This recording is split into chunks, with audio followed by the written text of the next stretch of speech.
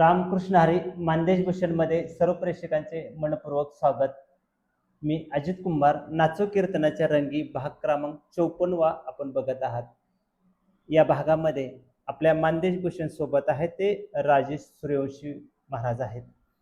त्याचबरोबर त्यांच्या पत्नी सुनीताताई राजेश सूर्यवंशी आहेत. खरं तर या भागामध्ये आपल्याला हे वेगळं पण बघायला मिळणार आहे की नाचो कीर्तनाच्या रंगीमध्ये राजेश सूर्यवंशी महाराज यांची आपण मुलाखत घेतलेली आहे. आणि आजच्या मुलाखतीला त्यांच्या पत्नी सुनीताताई आज मानदेश भूषण सोबत आहेत.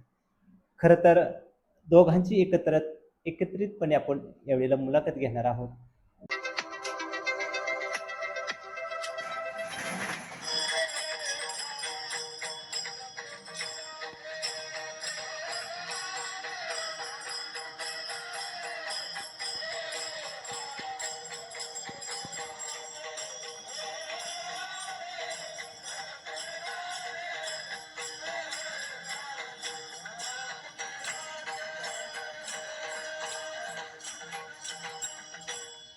नाचो कीर्तनाच्या रंगी भाग क्रमांक 7 आपण पाहत आहे आणि या भागासाठी आज आपल्या मानदेश भूषण सोबत आहेत राजेश महाराज सूर्यवंशी. मान तालुक्यातील पंढरवाडी हे त्यांचं गाव आहे. ताई, नाचो कीर्तनाच्या रंगी या भागामध्ये आपलं सर्वप्रथम स्वागत आहे. पहिलाच प्रश्न तुमच्यासाठी आहे की तुमचं शिक्षण किती झालेलं आहे? शिक्षण माझं 9वी झालेलं. तुम्ही गृहिणी आहात का नोकरी करता? गृहिणी आहात. ताई, एक सांगा की महाराजांचं पहिलं कीर्तन ज्यावेळेला तुम्ही ऐकलं त्यावेळेला काय मनात आलं तुमच्या? त्यावेळेला नाही का असं घाबरट वाटत होते की कसं सांगतात, काय बोलतात, काय नाही असं. पण पहिलं कीर्तन केल्यावर खूप मनाला छान वाटलं. नाही का त्यांनी असं चुकीचं काहीच नाही बोलले त्या ह्याच्यावर. बरेच म्हणजे असे गावातून किंवा असं बाहेरच्या गावातून असे म्हणजे नाही का नवीन कीर्तनकार होताना जास्त संघर्ष करावा लागतो. तसं त्यांना पण खूप करावा लागला शिकायला किंवा बोलायला. त्या माईक पुढं कधी बोलले नव्हते असं नाही का. पण त्यातून सावरले आणि चांगलं कीर्तनकार झाले. पहिली धाकधूक मनातली तिथे थांबले. थांबले. आता ताई, दुसरा प्रश्न आहे तुमच्यासाठी की ज्यावेळेला जे माहेरचे लोक म्हणा किंवा सासरची लोक किंवा तुमची पै पाहुणे असतील असं सर्वांनाच ज्यावेळेला माहीत पडलं की आपले महाराज कीर्तन सांगतात आणि त्या लोकांनी त्यावेळेला ऐकलेलं असतं कीर्तन, त्यावेळेला ते काय तुम्हाला सांगतात का? खूप छान केलं म्हणजे नाही का, म्हणजे भाव वगैरे बोलले छान केले कीर्तन. सगळ्यांना आवडलं. म्हणजे माझ्या भावांना वगैरे म्हणजे आमच्या नातेवाईकांना सगळ्यांनाच आवडलं. थोडासा विरोध होता गावातून पण पाहुण्यांना सगळ्याच आवडलं. असं कोण बोललं नाही त्यांनी वाईट बोलले किंवा वाईट कीर्तन अशी कुठलीच प्रतिक्रिया नाही. सगळ्यांना आवडलं कीर्तन. आवडलं. ताई, तिसरा प्रश्न असा आहे की खरं तर बऱ्याच वेळा आपण बघतो की संसार म्हटलं का काही सूचना आपण एकामेकाला करत असतो. पण ज्यावेळेला हे महाराज व्यासपीठावर उभं राहून कीर्तन सांगतात, तुम्ही ऐकता आणि ऐकल्यानंतर तुम्ही बऱ्याच वेळेला काही सूचना करता का त्यांना की हा अभंग असा असावा किंवा निरूप काय असेल ते? अभंगाविषयी काय माहिती नाहीये, माझ्यापेक्षा जास्त त्यांना अनुभव आहे. पण आम्ही सांगतो घरातून की छत्रपती शिवाजी महाराजांच्या विषयी सांगत जा, शिवाजी महाराजांचं चरित्र सांगत जा असं बोलतो. बाकी काय नाही त्यांना सुचवत. तेच की म्हणजे काय आपल्याला नवीन नवीन वाटतं ना. नाही, आम्ही तेवढंच बोलतो कारण ते जास्त अनुभव आहेत आमच्या घरात. आम्हाला त्यातला अभंगातलं त्यांना कळतं तेवढं आम्हाला कळतं, त्यामुळे आम्ही सांगू शकत नाही त्यांना. आता शेवटचाच प्रश्न तुमच्यासाठी आहे. अजून काय अपेक्षा आहे त्यांच्या कीर्तन ऐकल्यानंतर किंवा प्रवचन ऐकल्यानंतर? काय नाही अपेक्षा. जे आहे ते चांगलं सांगताय. हा, चांगलं सांगतात. आम्हाला तर आवडतं, मनापासून आवडतं. आणि आम्ही त्यांना म्हणजे नाही का हे पण नाही करत, आडवत पण नाही.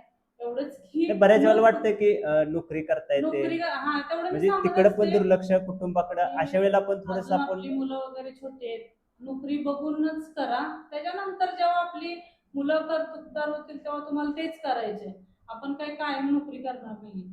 आपल्याला कीर्तन भजनच करायचे कारण आपण त्या परमार्थात उतरलोय म्हणजे परमार्थाच्याच गोष्टी करायच्या. पण आत्ता नको, थोडं थांबा. म्हणजे पूर्ण वेळ त्याला देऊ नका.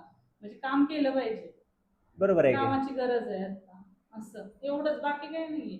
आमचा कोणत्याच गोष्टीला विरोध नाही की तुम्ही हे करू नका ते करू नका. बरं, आता एक सांगा ताई, तुम्ही पण तुळशीची माळ घातलेली आहे, तर तो कसा प्रसंग आहे? म्हणजे इकडून आहे सासर. आमचं लग्न तुळशीच्या माळ्यावर झालंय की लग्न आमचं जमलं त्यावेळेला की ते बोलले की तुला माळ घालावी लागेल लग्न झालं का. लग्न झालं की माळ घातली म्हणजे मी म्हणजे पहिला आम्ही आठच तसे होते का? 8च लग्नाची होती. म्हणजे माळ घातली. तर तुळशीची माळ घालायची मग लग्न म्हणजे लग्नात घातली. जी तुळशीच्या माळ्यावरच लग्न झालं. पण त्याच्या अगोदर म्हणजे आमच्या माहेरी नॉनव्हेज वगैरे खात होते. मी पण खात होते. पण मी लग्न झाल्यावर पूर्ण चेंज झाली म्हणजे यांच्याकडे आल्या. पहिलाच. पण तो अनुभव म्हणजे हे झालं नाही का म्हणजे चांगली आठवण राहिली आयुष्यातली कायमस्वरूपी आठवण राहिले की आठवण एका राहिली. माळकऱ्याशी लग्न झालेलं आहे. हां. पण पण असं एक उदाहरण देऊ शकते, जे माळकरीच्या घरात आनंद आहे, ते खात्यात वगैरे त्यांच्या घरात नाहीये.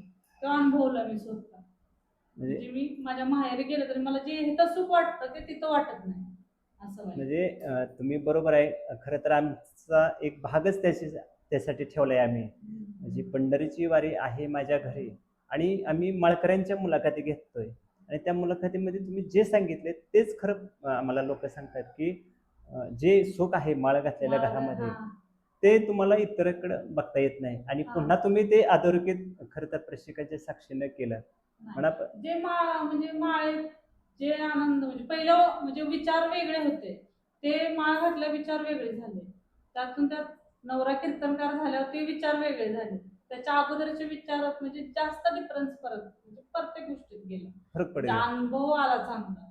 म्हणजे जे आपण विठ्ठलाची भक्ती मनातून करू द्या, तिथं जाऊन करू द्या. जे सुख आहे ते बाकी कुठं सुख नाही. म्हणजे आपल्या संसारात सुद्धा आपण जर संसारात माझं माझं बोलत बसलो तरी त्यात सुख नाही. जे विठ्ठलाच्या ह्याच्यात माझा विठ्ठल आहे म्हणत राहण्यात जे सुख आहे ते. म्हणजे अनुभव जवळून घेतला त्या गोष्टींचं सगळं. ताई अजून एक सांगा. खरं तर आता महाराज माळकरी आहेत, तुम्ही माळकरी आहे. पण मुलांना पण तुम्ही म्हणजे मुलांच्या गळ्यात माळा आहेत का? हो, दोन्ही मुलांच्या गळ्यात माळ. घरात आमच्या कोणच नाही घालत. मुलं सुद्धा पहिली हे म्हणजे नव्हती माळ त्यांची. त्याचे पप्पा कीर्तनकार झाल्यावर त्यांनी माळा घातल्या.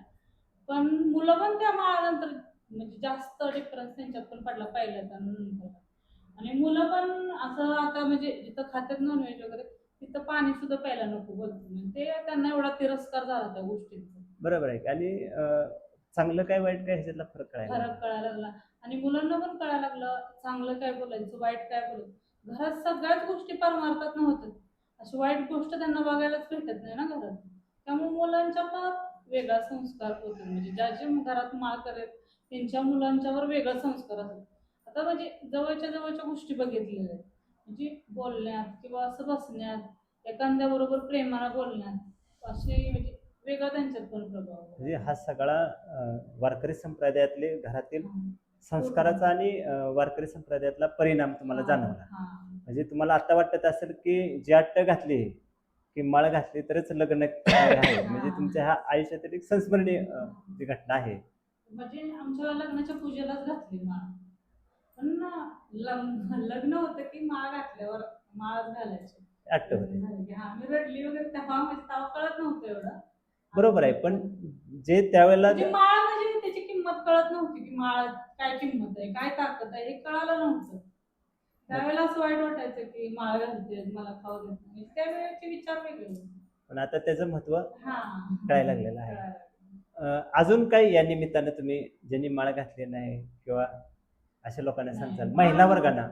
माळ माळ म्हणजे घालावी. तुळशीची माळ मेल्यानंतर तुळशीचं पान घालण्यापेक्षा माळ घालावी. म्हणजे नाही का एक समाधान वेगळं असतं. ते पण तुम्ही तरुणपणात घातली तर एक तर वय निघून गेल्यावर माळ घालून परमार्थात काय अर्थ नाही. तुमचं जोपर्यंत वय आहे, नाचू शकता, खेळू शकता त्या परमार्थात, तोपर्यंत माळाचं तुम्हाला किंमत कळणार की तिथे जाऊन काय भेटतं आपल्याला किंवा पंढरपूरमध्ये जाऊन काय भेटतं. विठ्ठलाला बघितल्यावर दर्शन नाही झालं असं नाही. तुम्ही नाही गेला तरी मनात तुमच्या आहे ना विठ्ठल, तर तुम्हाला आनंद आहे त्या गोष्टींचा. असं मनापासून वाटणार नाहीये की आपण पंढरपूरमध्येच गेलो पाहिजे. आता महाराज जातात दरवर्षी पण आम्हाला नाही जाता होत. कारण ह्या मुलांची शाळेमुळे वगैरे काय नियोजन होत नाही तसं. तसं होत नाही. कधी जेव्हा वेळ येईल तेव्हा जाऊन येतो आम्ही. पण असं वाटत नाही की जावंच तिथं आणि तिथं गेलंच पाहिजे. आपल्या घरीच घरात पण तेच तीर्थ भेटल्यासारखं वाटतं. धन्यवाद ताई. महाराज आता आता तुमच्याकडे आलोय. खरं तर पहिलाच प्रश्न आहे की वारकरी संप्रदायात आलेला आहात तुम्ही. खरं तर वारसा आहे का कसा आहे तो? म्हणजे वारसाच आहे. कारण कसं आईचं वडील गणपत महाराज भोसले हे म्हणजे ह्यांचं कीर्तन करायचे, प्रवचन हरिपाठ करायचे. आणि लहानपणी मला ते त्यांच्या बरोबर कीर्तन ऐकायची सवय म्हणजे रक्तात भिनलं. लहानपणी रक्तात भिनल्यामुळं मला परमार्थाविषयीची आवड निर्माण झाली. आणि परत मी बघितलं की ह्याच्यामध्ये सत्यता काय आहे, तर सत्यता म्हणजे बाबा वारकरी जे संत होऊन गेले ते संत विवेकानं आचरण केलं. म्हणजे आचरण करणारे जर वर्ग कुठला असेल विवेकानं आचरण करणारा तर तो संत आहे. आणि संत हेच आपले गुरु आहेत. आणि संतांना आपण सोडलं, इतरांना सोडलं तर आपण दुष्कर्म करतो. म्हणजे सुबुद्धी आपली नाहीशी झाली की दुर्बुद्धी निर्माण होते. आणि सुबुद्धी आपल्यात यावी असं वाटत असेल, संत वाङ्मयानं आपण आचरण केलं पाहिजे. महाराज दुसरा प्रश्न असा आहे, खर तर एक वारकरी संप्रदायाची परंपरा असते, पण असं कसं मनात आलं की आता आपण पण कीर्तन सांगावं, प्रवचन सांगावं? नाही, नाही. मी 12वीला असताना ज्यावेळी मला शिक्षकांनी विचारलं होतं म्हणजे असं काय होणार, काय होणार प्रत्येकानं. तेव्हा मी अभ्यासात पण हुशार होतो. पण मला आतून येत होतं की मी कीर्तनकार होणार. मला कुठली जॉब-बिबचं डोक्यात नव्हतं. मग मला विचारल्यानंतर साहेबांनी "तू काय होणार?" तर मी म्हटलो, "मी ठरवलंच नाही." तेव्हा सगळे हसले. कारण त्याला ध्येयच नाही. मग ते शिकून काय फायदा? असं काहीतरी ध्येय पाहिजे, त्याशिवाय तो पाठलाग करत नाही. पण अंतरंगात माझ्या ध्येय होतं की कीर्तनकार व्हायचं. आणि ते कीर्तनकार मी कर्तृत्व करत असताना, कर्म करीत असताना मी झालो. म्हणजे काम करीत असताना भगवंताचं चांगले विचार टिपून लिहायचो. विचार चांगले, संतांचा अभंग. मला एखादं कीर्तन ऐकलं, तर ते मला आवडलं, तर मी ते अभंग लिहून काढायचो. परत वाचायचो. चांगले चांगले विचार, चांगल्या चांगल्या गोष्टी नोट डाउन करायचो. त्यामुळे मला कीर्तन शिकण्यासाठी पहिलं मी कामाला गेल्यानंतर वाटायचं आळंदीला जावं, गायन-बियन जमत नव्हतं. पण तरी पण त्यावेळी ₹3200 पगार, चेंगाट स्वभाव, त्यामुळे मला जाता आलं नाही. पण मी सतत ते लेखणी आणि वाचन ठेवत राहिलो. आणि एक वेळी मी म्हटलो, की आपल्यापेक्षाही विचारानं कमी असणारी ती कीर्तनकार करतात, अभ्यास नाही अशी करतात. हां, मग आपणच कीर्तनाला उभं राहायचं. बरं. मग आम्ही वस्तीतले जे असतात कीर्तन नियोजन करतात त्यांना म्हटलं, की आपली एक तारीख घ्यायची, आपण कीर्तन करणारच. मग त्यावेळी त्यांना वाटलं हे काय बोलतंय, काय कसं बोलल, काय सांगता येत पहिलेच नाही. हां. कीर्तन. मग बाबाकडे गेलो. बाबा म्हणले, की "खोटं बोल, पण रेटून बोल." हा मंत्र मला लय लागला. पण ते चांगलंच बोलण्यासाठी पण जी ताकद मिळाली कीर्तनात 2 आत्मविश्वास एक तास आला. आत्मविश्वास. ते गणपत महाराज भोसले हे गुरुवर्य म्हणजे सद्गुरू. त्यांनी जरी गुरु झाले नाहीत माझे, कारण गुरु करण्यासाठी मला त्यांनी माळ घालण्यासाठी दुसऱ्या पर्याय दिला. म्हणजे मनोहर गुरुजी म्हणा, परत गोंदावलेकर महाराजांची समाधी ते म्हणजे सद्गुरू असा झाले. पण पर्याय टाकला खरे त्यांनी. हां, म्हणजे खरे गुरु तर बघितले तर त्यांच्या सहवासात घडलो हे सद्गुरू गणपत महाराज भोसले. म्हणजे आईचे वडील, आईचे वडील. हां, आजोबा. बरोबर. हां, आजोबा. महाराज आता खरं तर नोकरी आणि कीर्तन तुम्ही असा संगम साधताय. दोन्हीकडे तुमची कसरत आहे. हां, हां. तरी तुम्ही कीर्तन म्हणजे सांगत आहेत, त्या तारखा घेत आहेत. आता पहिल्या वेळी मी जिथं कीर्तन होतं तिथं माझं काम पण असं गव्हर्नमेंट असल्यागत गव्हर्नमेंटच्या माझ्या हाताखाली 2 मुलं असायची. केव्हा ही कीर्तनाची तारीख आली तरी त्यांना फोन केले की ती कामाला रेडी असायची. आता लाईन चेंज आहे, पण मी सांगताना सांगतो की मला आठवडाभर किंवा 15 दिवस अगोदर इन्फॉर्मेशन दिली तर कीर्तनाचं तारीख मी घेऊ शकतो. अभ्यास म्हटलं तर मी घरी राहिलेल्या वेळात मी घरचं काहीही काम करत नाही. तांब्या सुद्धा उचलण्याचं काम किंवा कुठलंही काम करीत नाही. फक्त घरी गेलो फक्त 8 तास प्रामाणिक काम करतो. आणि आपलं वाचन थोडं कुठं टाईमपास किंवा काय असं मोबाईल बघणं किंवा काय चांगल्या गोष्टी ऐकणं, लिहिणं ह्याच गोष्टी मी करत असतो. बरं, आता तुमच्यानंतर पुढच्या पिढीनं कीर्तनकार व्हावं असं अपेक्षा आहे का? हां, कीर्तनकार कारण म्हणजे कसं आहे, मुलगा. नामदेव आप्पा शामगावकर आमच्या बाबांना म्हणाले होते, की तुम्ही किती कीर्तनकार केले? आणि त्यावेळी मी डेअरिंगवर कीर्तनकार झालो होतो. त्यावेळी बाबांना सांगायला भेटलं, की हा एक कीर्तनकार नातू झालाय. म्हणजे एक अभिमान झाला. तिथून आपल्याला वाटतं, की कीर्तनकार करावं. मी थोडं जरी प्रवचनात जी माणसं आहेत ती किंवा थोडं गाण्यात आहे ती, त्याला व्हायचं अभ्यासात आहे ती, त्यांना मी फोर्स करत असतो, की तुम्ही प्रवचन, कीर्तन आणि आपलं एमच आहे, की संत वाङ्मय आणि कीर्तनकार, प्रवचनकार आणि माळकरी बनवणं. दुसरं एमच नाही आपलं. म्हणजे आता पुढं संत चिरंजीव वगैरे या क्षेत्रात हां, काय? हे आता आता तर आमचा मुलगा थोडा तर आता 12वी परीक्षा आहे त्यामुळे स्टॉप थोडं केलं. पण 3 परीक्षा पास झाला तबल्यामध्ये. आमचा एक बारका आता त्याला कसं मी घरात सुद्धा आहे का नाही जीवसूत्र वापरलं. आता आपला हा संत वाङ्मयानं विवेकानं आचरण करणारा धर्म आहे. तो धर्म आपण सोडून जर दुसऱ्या धर्मात किंवा अधर्म वागत असाल, चुकीचं वागत असेल, तर संत वाङ्मयाला आपण घट्ट धरण्यासाठी हाणून मारून का होईना, शासन करून का होईना, पण आपण काय करायचं परमार्थाकडे हे मन वळवायचं. हे आपला 8 तास असतो आणि संत वाङ्मयानंच वागायला लावायचं, त्यांच्या संगतीनंच आपण राहायचं, असा आपला 8 म्हणजे तास. भविष्यात आम्हाला वडिलांच्या नंतर मुलगीची नाच कीर्तनाच्या रंगीमध्ये मुलाखत घेण्याची संधी मिळेल हा, ते म्हणजे अशा प्रवचन कीर्तन आशा किंवा किंवा अपेक्षा कलाकार करायला म्हणून काही हरकत येतील. नाही तशी. हा, तसं होत. कारण त्यांना शिक्षण शिकत असताना हे माध्यम आहे सहज. कारण संत महात्म्यात आमचे बाबा सहज बोलले, सहज बोलणे ही तो उपदेश करुणी साया असं शिकविते. सहज बोलतात संत महात्मे. तसं नाहीत करत तर सायास करून, कष्ट करून, परत शासन करून का पण शिकवतात आणि त्यांना घडवण्याचा प्रयत्न करतात. आणि संतांनी परोपकार केला, कारण परोपकारासाठी जे येते, उपकारासाठी कशासाठी संत महात्मे येतात, की तुम्हाला सुख मिळासाठी. वाढवया सुख भक्ती भाव धर्म कुळाचारी नाम विठोबाचे. सगळं कुळ आहे ना, कुळ ते विठोबाचं आहे आणि त्याच्यातून बाकीची कुळ उत्पन्न झाले, म्हणून त्या कुळाचार्य असणाऱ्या विठोबाचं शरण आपण जावं यासाठी संत वाङ्मय. धन्यवाद. खरं तर राम. नाचू कीर्तनाच्या रंगीमध्ये आज पती पत्नी आहेत. खरंच राजेश महाराजांनी पण भावना व्यक्त केलेल्या आहेत. ताई सुद्धा बोललेल्या आहेत.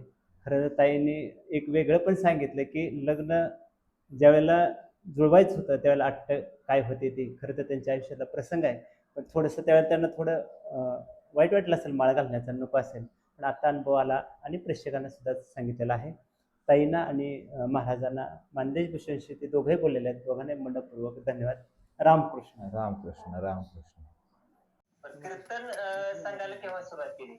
कीर्तन मी मला वाटतं 4-5 वर्षापूर्वी 5-6 वर्षापूर्वी मी कीर्तनाला डेअरिंगच केलं, कारण मला कीर्तनाची आवड होती.